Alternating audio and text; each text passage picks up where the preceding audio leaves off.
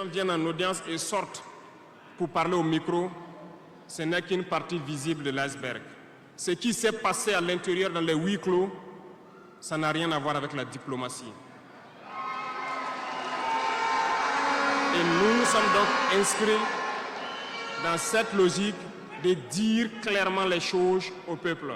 Certains vont nous critiquer, d'autres même iront à dire que non, un chef d'État ne doit pas parler comme ça, un chef d'État ne doit pas faire ça. Mais nous leur disons que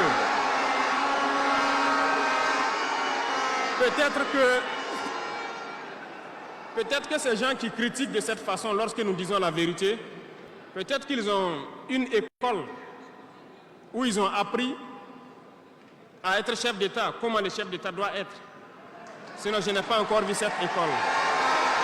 Et pourquoi nous devons ressembler forcément aux autres, faire comme les autres? Nous voulons créer notre modèle, notre identité. Et je pense que le Burkinabé, par définition, c'est l'homme intègre. Nous voulons la vérité. Et lorsqu'il y a la vérité qui sort, même si nous avons fauté, il faut que nous ayons le courage de venir vous dire sur tel côté nous avons fauté, nous demandons pardon. Si vous nous pardonnez, vous nous pardonnez. Mais nous ne voulons plus nous inscrire dans cette diplomatie mensongère.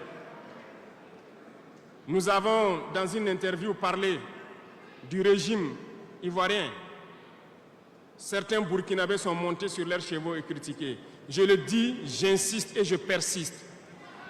Nous n'avons rien contre le peuple ivoirien, mais nous avons quelque chose avec ceux qui dirigent la Côte d'Ivoire.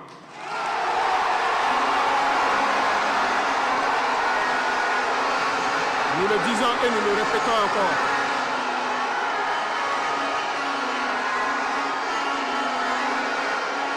Laissez-moi vous dire quelque chose. Permettez-moi de vous dire quelque chose. Il y a bel et bien à Abidjan un centre des opérations pour déstabiliser notre pays. Personne ne peut le nier et nous vous ferons les preuves dans les jours suivants. Nous vous montrerons des preuves physiques. Vous allez comprendre de quoi nous parlons. Personne ne viendra nous dire qu'au Bénin, il n'y a pas de base française dirigée contre nous. Nous avons les preuves sous la main. 2 bases importantes.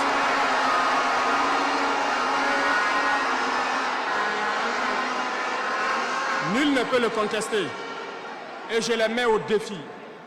Et nous n'avons rien contre le peuple béninois.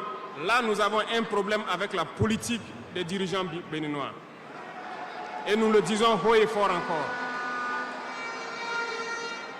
Dans cette diplomatie, nous avons décidé de dire la vérité. Il y a bel et bien 2 bases, une vers Kandi et l'autre en allant vers Porga ou je ne sais pas quelle localité.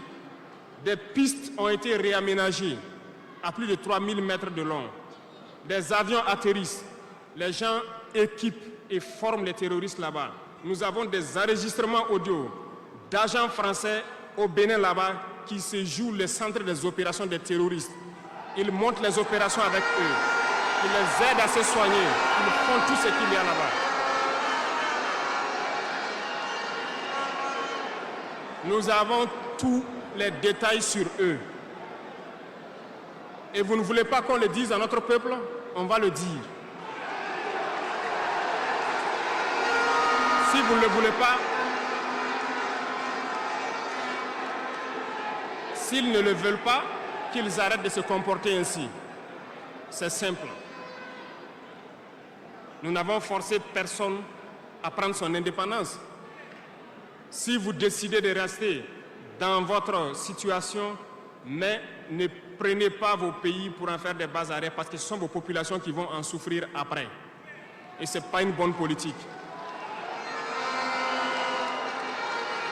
Nous le disons par expérience, et je le répète toujours, le Burkina a été une base arrière pour déstabiliser certains pays. Et ce n'est pas bien. Le Burkina a été une base arrière à un moment donné pour les terroristes ici. Voilà le prix que nous payons. Donc, pour prévenir les peuples de ces pays dont je parle, doivent parler à leurs dirigeants et qu'ils arrêtent cette politique parce que ça ne les arrange pas du tout.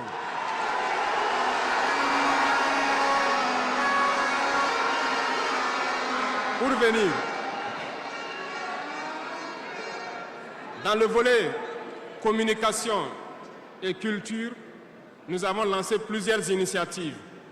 Au cours de l'année 2024, vous avez pu célébrer avec nous donc, le mois donc, de consommation locale. Nous avons eu les journées traditionnelles, le mois du patrimoine. Beaucoup d'activités ont été menées. Nous allons continuer à ramener donc, en surface,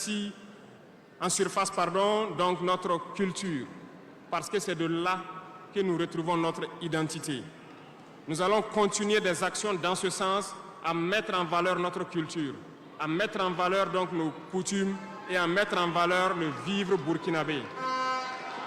Et nous souhaitons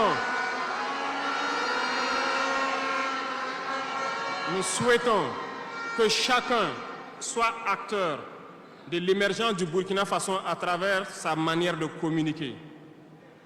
Parce que tout se trouve dans la communication aussi. Vous avez suivi dernièrement la guerre communicationnelle qui a été dressée contre nous et ça continue, ça ne va pas s'arrêter. Et je souhaite que tous ceux qui sont dans la communication puissent être professionnels. Lorsque nous voulons poser un acte communicationnel, qu'on se pose la question, est-ce que c'est pour la patrie ou contre la patrie, avant de poser l'acte. Peu importe. Vous pouvez ne pas nous aimer, moi, ma personne. Vous pouvez ne pas m'aimer, mais vous devez aimer votre pays. En me faisant du mal, il ne faudrait pas confondre le pays. Et donc, la politique dans le domaine de la communication va devoir aller dans ce sens-là. Et nous serons obligés donc de recadrer la communication sur tous les aspects. Et c'est cette ligne de conduite qui sera donc adoptée. Nous n'allons pas permettre à ce que des Burkinabés communiquent contre le Burkina Faso. Nous allons toujours nous inscrire dans l'éveil des consciences. Nous devons pouvoir sensibiliser les masses populaires pour que les gens comprennent pourquoi nous devons nous battre sur tous les volets. Revenant au domaine donc de l'agriculture, comme vous pouvez le constater, nous avons lancé des initiatives depuis 2023 et cette année, l'offensive a été lancée. Ça se passe plus ou moins bien. J'aimerais donc que les gens comprennent que nous avons décidé d'accorder une grande part de notre budget et de notre temps aussi au monde agricole. Parce que plus de 90% de notre population est paysanne.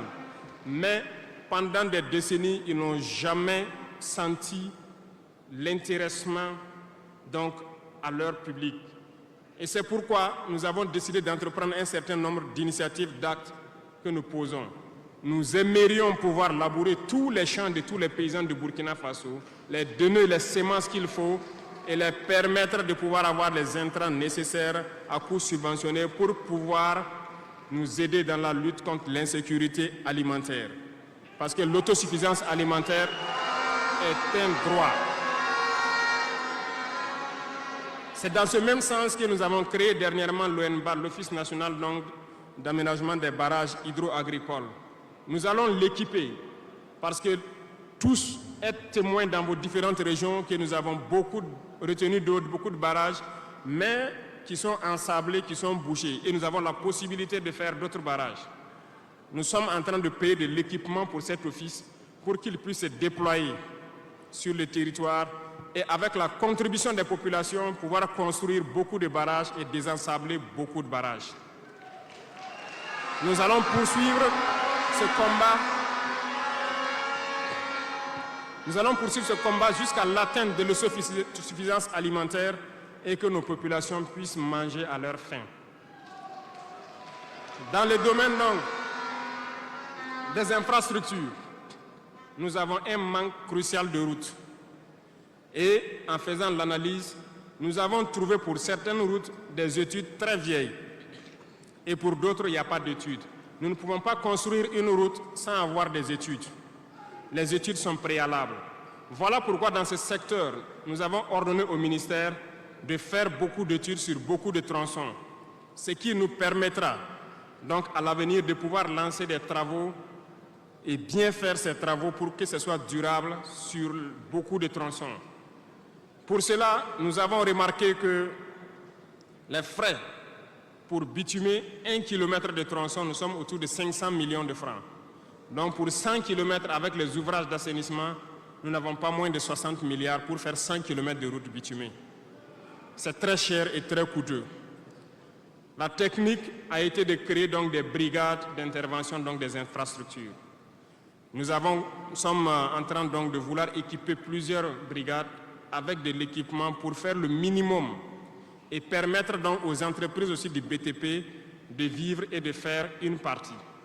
Nous allons partager donc la poire en deux pour pouvoir baisser les dépenses et pouvoir faire le maximum de routes possibles dans un laps de temps.